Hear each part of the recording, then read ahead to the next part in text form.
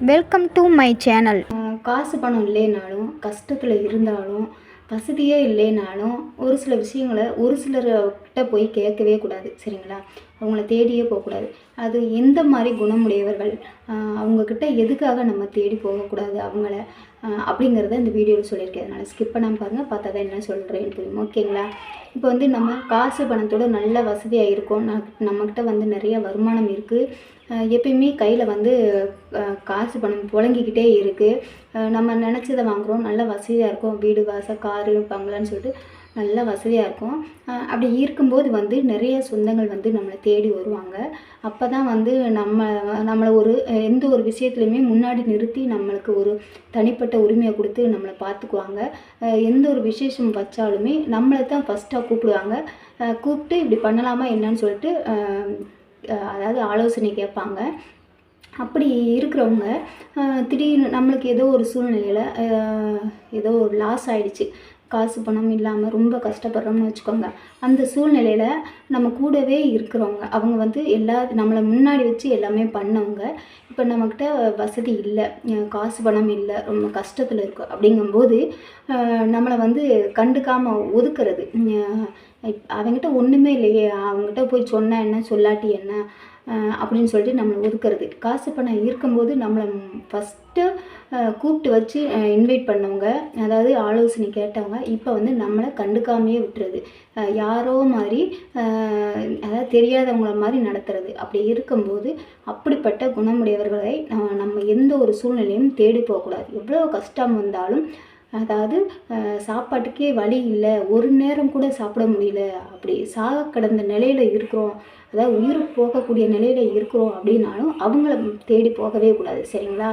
ரெண்டாவது ஒன்று, நம்ம கூடவே இருந்து நம்ம வச்சு கழுத்த இருக்கிறவங்க, அதாவது என்னென்னா எல்லா விஷயத்துலையுமே நம்ம கூடவே இருப்பாங்க. அதாவது எந்திரிச்சதுலேருந்து தூங்குற வரைக்கும் இப்போ நம்ம என்ன பண்ணாலுமே அவங்களும் கூட சேர்ந்து பண்ணுறது. என்னன்னா இப்போ ஏதாவது விசேஷத்துக்கு போகிறோம், ஃபங்க்ஷன் போகிறோம், ஏதாவது பிஸ்னஸ் பண்ணுறோம், இல்லாட்டி ஏதாவது ஒரு பிஸ்னஸ்ஸு சேர்ந்து பண்ணுறோம், இல்லை அப்படின்னா நம்ம கூடவே நல்லது கெட்டது எல்லாத்துலேயும் நம்ம கூடவே இருக்கிறவங்க. அப்படி இருக்கிறவங்க திடீர்னு நம்மளை நம்ப வச்சு கழுத்துருக்கிறது அப்படின்னா என்னென்னா, இப்போ இப்போ நம்மக்கிட்ட காசு ஏதாவது வாங்கியிருக்காங்க, நம்மளுக்கு ஏதாவது பொருள் அவங்க கொடுக்கணும் அப்படின்னா நம்ம அவங்க ஏன்னா ஒரு கஷ்டத்தில் இருக்கும்போது நம்மக்கிட்ட இருக்குதுன்னு சொல்லிட்டு அவங்க கேட்குறாங்க, நம்மளும் கொடுத்துறோம். இருக்கிற பொருளை நம்ம ஃப்ரெண்டு, நம்ம ரிலேஷன், நம்ம சொந்தம் அப்படின்னு சொல்லிட்டு நம்ம இருக்கிறத அவங்கள்ட்ட கொடுத்துட்றோம். சரிங்களா? அவங்க தர்றேன், இன்னும் கொஞ்சம் நாளில் தந்துடுறேன் அப்படின்னு சொல்லிட்டு வாங்குறாங்க. வாங்கிட்டு அதை அப்படியே மறந்துடுறாங்க. சரிங்களா? கொடுக்கறதில்ல, காசோ பொருளோ பணமோ எதாக இருந்தாலும் சரி, வாங்குறாங்க, வாங்கிட்டு அப்படியே மறந்துடுறாங்க. நம்மளும் அதாவது கேட்குறதுக்கு சங்கடப்பட்டு விட்டோம்னு வச்சுக்கோங்க, அதை அப்படியே மறந்துட்டு நான் எப்போ வாங்கினேன், நீ எப்போ கொடுத்த அப்படின்னு ஒரு பேச்சு, அந்த மாதிரி பேச்சு பேசும்போது இல்லை அப்படின்னா நம்மளோட என்ன சொல்கிறதுன்னா ஏமாளித்தனம்னா இப்போ நம்மக்கிட்ட எப்படி பேசணும், நம்மளை எப்படிலாம் ஏமாற்றலாம், எந்த மாதிரி பேசினா அவங்க பேச்சு நம்ம கேட்போம், அவங்களோட தேவைகள் என்னவோ அதுக்கு தகுந்த மாதிரி நம்மளை பேச்சிலே மயக்கிறது. அதாவது ஒன்றுன்னா துடிக்கிற மாதிரி ஆக்ஷன் பண்ணுறது, நம்மளை கொன்னுன்னா நம்ம சாப்பிட்டா தான் அவங்க சாப்பிடுவேன் அப்படிங்கிற மாதிரி, நம்ம கஷ்டத்தில் இருக்கிற மாதிரி தெரிஞ்சுன்னா உடனே அவங்க ஓடி ஓடி ஹெல்ப் பண்ணணும். அதாவது நம்மக்கிட்ட தேவை ஏதோ ஒரு பொருளோ காசோ பணமோ ஏதோ ஒன்று தேவை, அதுக்காக அவங்க அப்படிலாம் நடிக்கிறாங்க. அதை தெரிஞ்சுக்காமல் நம்ம பரவாயில்ல, நம்ம மேலே அன்பாக இருக்காங்க, அக்கறையாக இருக்காங்க, பாசமாக இருக்காங்க, நம்மக்கிட்ட இவ்வளோ க்ளோஸாக பேசுகிறாங்க, டீப்பாக பேசுகிறாங்க அப்படிங்கிறதுக்காக நம்ம எதையுமே யோசிக்க மாட்டோம். இருக்கிறது அவங்க என்ன தேவைங்கிறத புரிஞ்சுக்கிட்டு இருக்கிறத அப்படியே கொடுத்துருவோம். சரிங்களா? நம்ம குடும்பத்துக்கு, நம்மளுக்கு இல்லாட்டியும் பரவாயில்ல, நம்ம குடும்பத்துக்கு இல்லாட்டியும் பரவாயில்ல, அவங்க சந்தோஷமாக இருக்கட்டும், அவங்க கஷ்டப்படுறாங்க அப்படின்னு சொல்லிட்டு இருக்கிற பொருளோ காசோ பணமோ இல்லை எதாக இருந்தாலும் யோசிக்காமல் கொடுக்கறது. இப்போ அதை வாங்கிக்கிறாங்க. அவங்களோட ஏமாளித்தனத்தால், அதாவது அவங்க ஏமாற்றக்கூடியவங்களாக இருக்காங்க, நம்ம ஏமாளியாக இருக்கிறனால தான் அவங்க ஏமாத்துறாங்க. அதை ஃபஸ்ட்டு நம்ம புரிஞ்சுக்கணும். சரிங்களா? நம்பிக்கை துரோகிகளை எப்பயுமே நம்பாதீங்க. அதாவது நம்ம கூடவே இருந்துட்டு நம்மளுக்கு துரோகம் பண்ணுறவங்க, இப்போ நம்மளோட ரகசியங்களை அடுத்தவங்கள்ட்ட போய் சொல்கிறது. இப்போ ஒரு பிஸ்னஸ் பண்ணுறோம், சீக்ரெட்டாக பண்ணுறோம், ஏதோ ஒரு அதாவது ஏதோ ஒரு கோல், இதை அச்சீவ் பண்ணதுக்கு இந்த பிளான்லாம் இருக்குதுன்னு சொல்லிட்டு நம்மளோட பிளானை கூடவே இருந்து தெரிஞ்சுக்கிட்டு அதை வந்து அடுத்தவங்கள்ட்ட போய் அப்படியே ஷேர் பண்ணுறது, அடுத்தவங்கள்ட்ட சொல்லி அடுத்தவங்கள வந்து முன்னேற்றணும்னு நினைக்கிறது. அவங்களுக்கு இங்கிட்டுனாலும் அங்கிட்டுனாலும் காசு கிடைச்சா போதும். ஆனால் அவங்களோட கோல் என்னன்னா நம்மக்கிட்ட இருக்கிற அந்த என்ன ஐடியாஸை வந்து மற்றவங்களுக்காக ஷேர் பண்ணுறது. அதுதான் அது நம்பிக்கை துரோகம் தானே. இப்போ வந்து நம்பிக்கையாக நம்ம வீட்டில் ஹஸ்பண்ட் ஒய்ஃபு இருக்காங்க அப்படின்னா, இப்போ வந்து ஹஸ்பண்டோ ஒய்ஃபோ வந்து ஏதோ தப்பு பண்ணுறாங்க, கூடவே இருக்கிறாங்க, நம்ம நம்பிக்கையாக தான் இருக்கோம், நம்ம கூடவே இருக்காங்க, நம்மளுக்கு நம்பிக்கையானவங்களாக இருக்காங்க அப்படின்னு சொல்லிட்டு.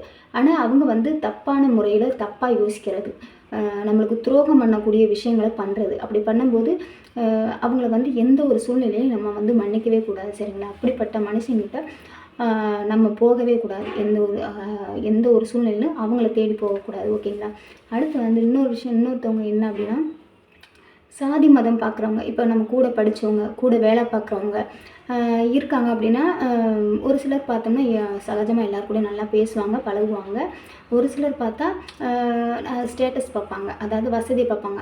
நம்ம வறுமையாக இருக்கோம், அவங்க நம்ம பணக்காரங்களாக இருக்காங்கன்னா அந்த ஸ்டேட்டஸ் பார்ப்பாங்க. நம்ம பேச்சிலே ஈஸியாக தெரிஞ்சு போயிடும் எப்படி பேசுகிறாங்க அப்படின்னு சொல்லிட்டு. அவங்க பணக்கார திமிரை காட்டுவாங்க. இப்போ வந்து ஜாதி மதத்தை பற்றி, ஜாதியை வச்சு பேசுகிறது, மதத்தை வச்சு பேசுகிறது, இந்த மாதிரி ஒரு வேறுபாடு பார்க்குறவங்கக்கிட்ட நம்ம எப்பயுமே எந்த ஒரு சூழ்நிலையிலையும் அவங்கள தேடி போகவே கூடாது, ஓகேங்களா?